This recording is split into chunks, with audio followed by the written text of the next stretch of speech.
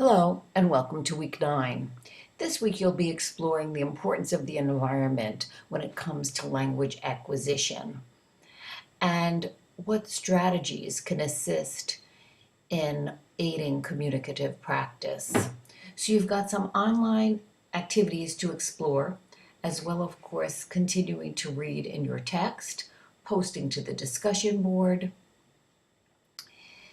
looking at the video resources, and submitting, of course, your philosophy of teaching. We discussed that in our last chat, and that is due this week. But let's take a look at the two websites that I've put up for you.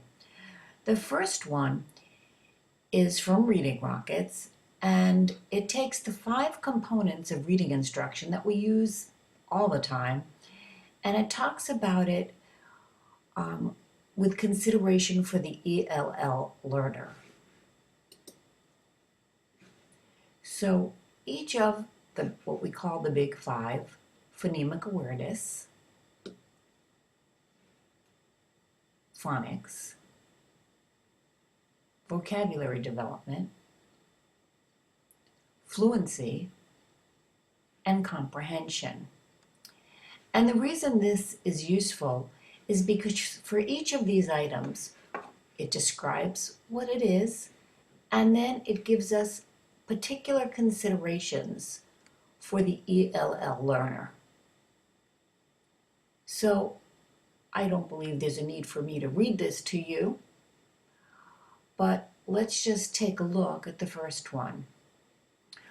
Something you probably know is that not all phonemes are present in the ELL's native language.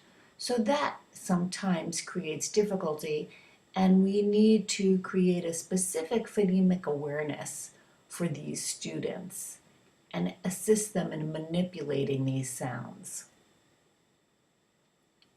It also tells us what strategies ELL students work particularly well for these students. Games, word walls are all consistent with the kinds of activities they need. Songs, poems, things that provide rhythm and repetition all help to increase phonemic awareness and the print concepts that we try to develop in every student.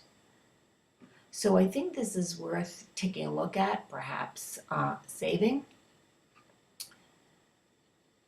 and exploring some of the other portions of this site if you haven't yet done so. The second site is from Scholastic, and it should also be useful to you. It's a very short article on strategies for teaching English language learners. So they talk about a natural approach, focusing this time on 4 skill areas: function, form, fluency, and vocabulary. So you see the overlap. And again, you can then click on tips for integrating these strategies into your classroom. And that's done in a blog, Strategies for English Language Learners. And again, since this is not a totally free site, we do get a little ad here, but in a few seconds it will go to where we need it to be. And here we go. Here's our strategies for learning. And this is a blog. Some of the posts are old, but you might get some ideas or recall some things that you have done.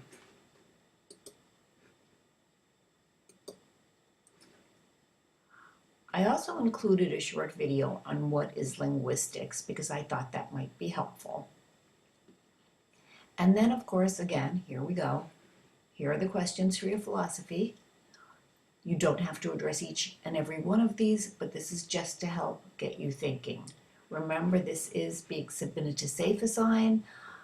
You can check and see how you do with SafeAssign. And here's some information on it by clicking on this link. Continue to post to the discussion board and be working on your lessons, and I hope those are going well. Take care and have a great week.